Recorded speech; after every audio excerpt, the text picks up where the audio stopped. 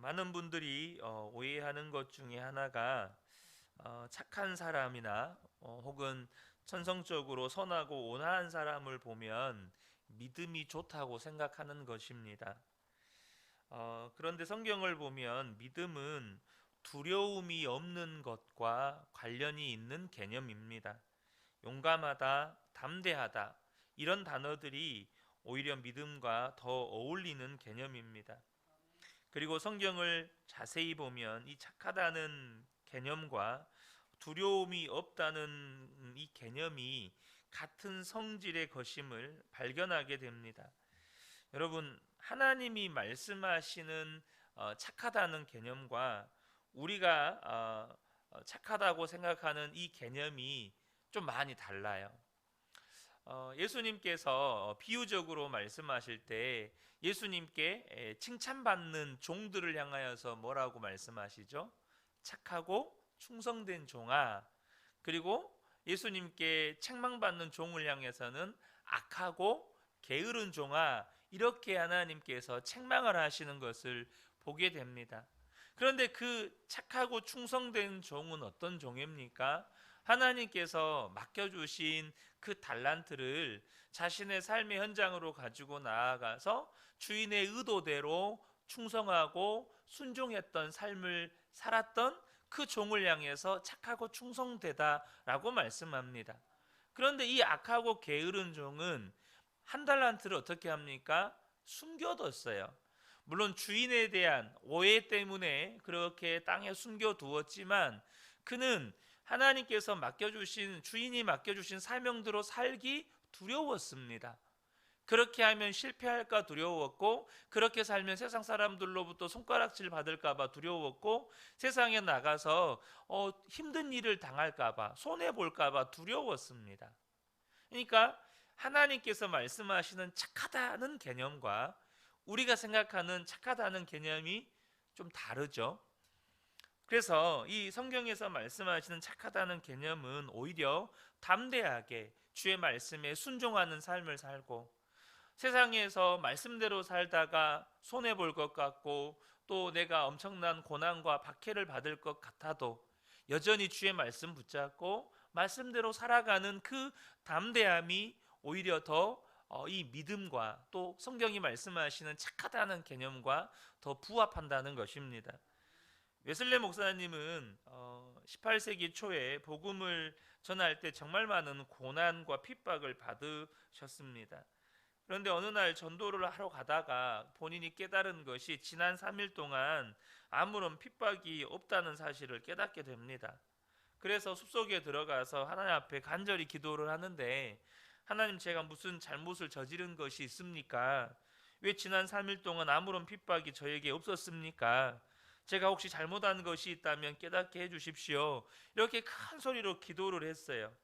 그러면서 이렇게 기도를 하는데 그 숲 건너편 길을 지나가던 어떤 남자가 기도 소리를 들었어요. 왜냐하면 당시에 그렇게 큰 소리로 통성으로 기도하는 사람은 웨슬레 목사님밖에 없었거든요. 그러니까 웨슬레구나 하고 그 웨슬레 목사님이 기도하는 숲을 향해서 큰 돌을 던졌다는 거예요.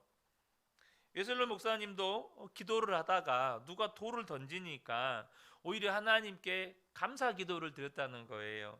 하나님, 제가 지금 잘 가고 있군요. 하나님 감사합니다. 여러분, 그렇게 오히려 주의 말씀에 순종해 가는 삶을 살아갈 때 고난 받는 것을 오히려 당연히 여기고, 그것 오히려 고난 받는 것을 감사히 여겼던 이 담대함, 성경이 말씀하시는 이 하나님 보시기에 착한 종은 이런 종이라는 것입니다. 그래서 성경이 말씀하시는 착한 것은 믿음이 좋다는 뜻인데, 그것을 다른 말로 바꾸면 두려움이 없다는 뜻이 되는 것입니다. 우리가 두려움이 없어야 하나님이 기뻐하시는 길로 갈 수 있기 때문이죠. 잘 아시는 것처럼 신사참배를 거부하시다가 순교하신 주기철 목사님, 여러분, 하나님은 그분을 보실 때 착하고 충성된 종이다라고 보시는 것입니다. 손양원 목사님, 두 아들을 공산당원에게 잃잖아요. 그 공산당원, 자기 두 아들을 죽인 공산당원을 양자 삼고, 그런데 나중에 손양원 목사님은 공산당들에게 순교당하십니다. 그런 삶을 어떻게 살 수 있으셨을까요? 두려움이 없었기 때문이죠. 그것이 하나님 보시기에 착한 것입니다. 우리가 세상을 살아가는 동안에 우리를 두렵게 하는 일이 참 많습니다. 그런데 우리가 그렇게 두려움을 갖게 되는 가장 대표적인 핵심적인 이유는 우리 주변에 있는 악한 사람들 때문입니다. 뭐 직장 생활을 하도 악질적인 상사들이 있잖아요. 사업을 하더라도 악질적인 어떤 거래처 사장들이 있잖아요. 혹은 뭐 학교에서도 악질적으로 아이들을 괴롭히는 소위 일진이라는 아이들이 있잖아요. 그러니까 주변에 우리가 세상에서 두려워하게 되는 이유는 이런 악한 사람들 때문입니다. 그런데 오늘 시편 64편에 다윗이 얼마나 어려운 처지에 있는지를 말씀하는데요. 그것은 믿었던 사람들, 정말로 사랑했던 사람들로부터 배신과 모반이 일어나서 다윗을 죽이려고 했기 때문입니다. 1절과 2절을 보면 하나님, 내가 탄식할 때에 내 소리를 들어주십시오. 원수들의 위협에서 내 생명을 지켜주십시오. 악인들이 은밀하게 모의할 때 나를 숨겨주시고 악한 일을 저지르는 자들의 폭력에서 나를 지켜주십시오. 오늘 이 본문은 압살롬의 반역 사건을 배경으로 기록된 본문으로 추정이 됩니다. 아들 압살롬만 이렇게 아버지한테 반역을 일으켰습니까? 그때 다윗을 지지했고 다윗에게 충성했던, 다윗이 정말로 신뢰했던 많은 신하들이 압살롬 쪽에 붙게 됩니다.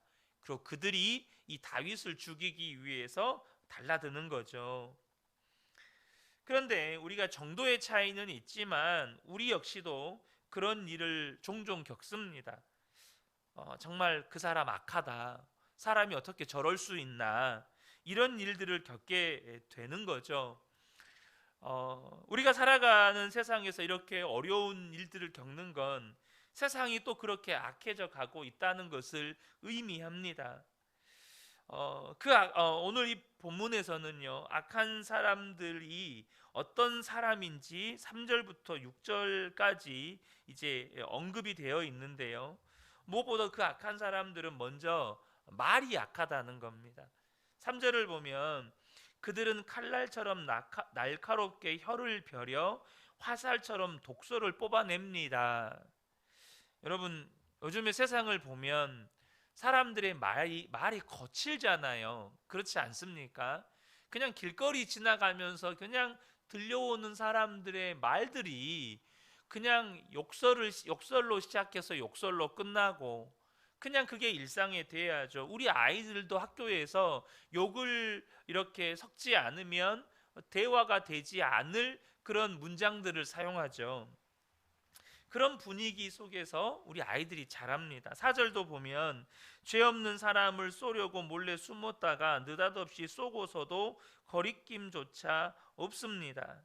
쉽게 말하면 믿었던 사람들에게 배신을 당한 겁니다. 그런데 문제는 이 사람들이 그런 악한 일을 저질러 놓고 부끄러워하지도 않고 오히려 자랑한다는 겁니다. 5절에 그들은 악한 일을 두고 서로 격려하며 남몰래 올가미를 치려고 모의하며 누가 우리를 보랴 하고 큰 소리를 칩니다. 그리고는 하나님의 심판을 믿지도 않습니다. 이런 사람들의 속은 도무지 알 수도 없죠. 6절을 보면 그들은 악을 꾀하고 은밀하게 음모를 꾸미니 사람의 속마음은 참으로 알 수 없습니다. 이런 사람들이 우리 주변에도 있고 심지어는 가족 중에 있는 경우도 있습니다. 그래서 지금도 사람 때문에 상처받고 이런 사람들과 내가 어떻게 살아가나, 이런 두려움을 가지신 분들도 있어요. 심지어 그런 분들이 교회 안에도 있습니다. 교회 안에도 깜짝 놀랄 만큼 악한 사람이 있어요. 그래서 오히려 그것 때문에 교회 안에서 상처받고 교회를 떠나가시는 분들도 종종 만나게 됩니다. 당장에 예수님의 제자들 가운데 가룟 유다가 그랬죠. 또 초대교회에도 교회 안에 악한 자들이 들어와서 교회를 어지럽혔습니다. 갈라디아서 2장 4절에 보면 이는 가만히 들어온 거짓 형제들 때문이라 그들이 가만히 들어온 것은 그리스도 예수 안에서 우리가 가진 자유를 엿보고 우리를 종으로 삼고자 함이로되. 그러니까 초대교회 때부터 마귀가 자기 사람을 교회 안에다가 심어놓고 성도들을 미혹하려고 혹은 시험에 들게 하려고 했다는 겁니다. 그래서 일단은 저와 여러분들이 교회 안에서건 혹은 교회 밖에서건 가정에서건 그런 사람들을 만나게 될 때 정말 마치 일어나서는 안 되는 일이 일어나는 것처럼 여러분 반응하실 필요는 없다는 겁니다. 분명히 예수님도 말씀하셨거든요. 교회를 밭으로 비유하면서 하나님의 아들들이 그곳에 이렇게 자라고 있을 때 자고 일어났다니 밤사이에 마귀가 이런 악한 자녀들의 씨앗을 그냥 뿌려놓는 거예요. 교회 안에서조차도 이런 일이 있다는 것을 저와 여러분이 아실 필요가 있습니다. 중요한 것은 저와 여러분이 교회 안에서든 혹은 세상에서든 어디에서든 악한 사람들을 만났을 때에 성경은 뭐라고 말씀하시냐면 두려워하지 말라고 말씀하신다는 거예요. 우리가 그런 악한 사람들을 대할 때 두려움이 생기는 일이 이상한 일은 아니지만 하나님은 우리가 두려워하지 않기를 원하십니다. 더 깊이 들어가면 두려움에 사로잡히지 않기를 원하세요. 왜냐하면 우리가 두려움에 묶이게 될 때 더 이상 우리가 하나님의 뜻대로 살 수 없게 되기 때문에 그렇습니다. 당장 제가 대학 시절에 이제 막 대학 들어가면 주변에서 하도 그런 말을 많이 들었어요. 먼저 이단 조심해라. 대학교 가면 이단 조심해라. 또 한 가지 저희 어머니부터 교회 이제 대학 들어가면 성인 되니까 저희 아버지가 술 담배를 워낙 많이 하셨으니까 저도 이제 또 대학교도 집하고 멀리 떨어져 있는 대학을 다니니까 기숙사 생활하면서 술 담배 할까봐 그거를 엄청 두려워하셨어요.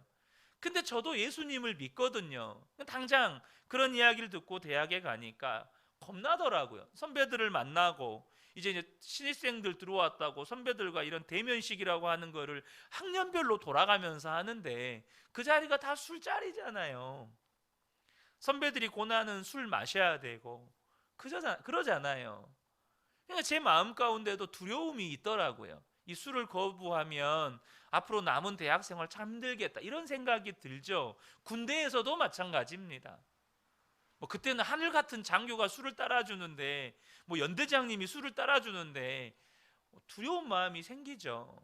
근데 여러분 진짜로 그런 두려워하는 일들이 일어났던 적은 한 번도 없습니다. 제가 술을 거부했다고 해서 제가 술을 마시지 않으면 이런 일이 일어날 텐데 했던 그런 일이 일어난 적은 단 한 번도 없어요.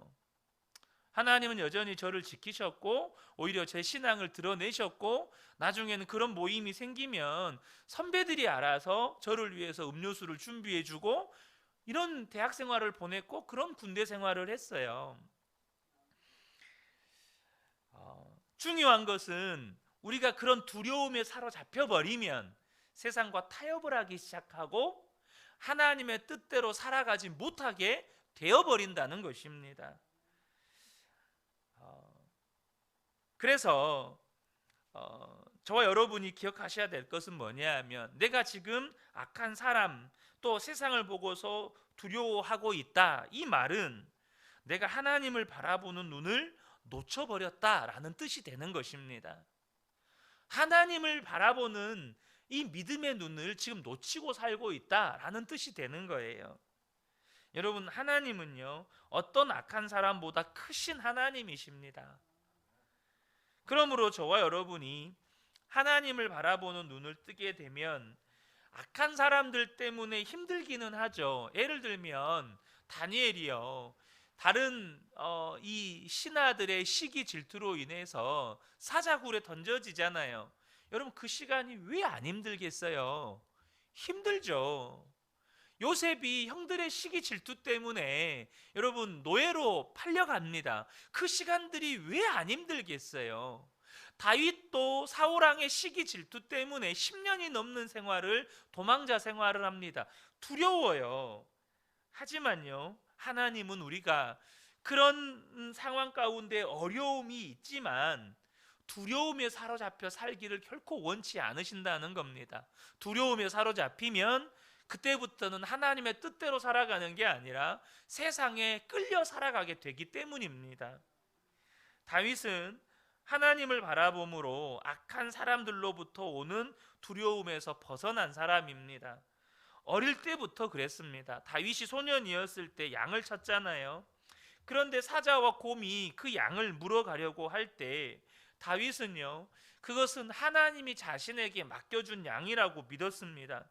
그래서 그 양을 위해서 하나님께 기도하고 하나님을 바라보면서 그 어린 양을 물고 가는 사자와 곰에게 달려들어서 그 양을 되찾아오는 그런 간증을 합니다.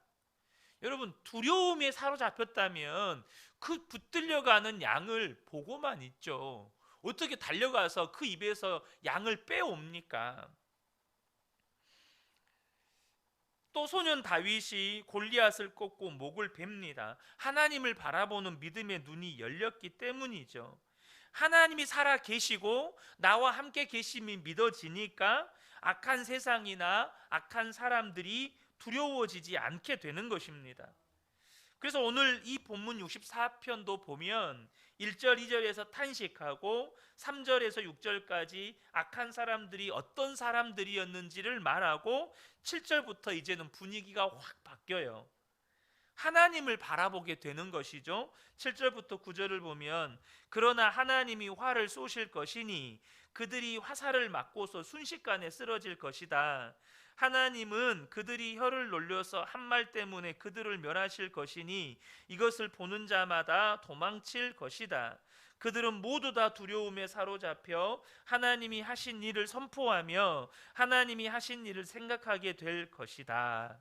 아멘입니다.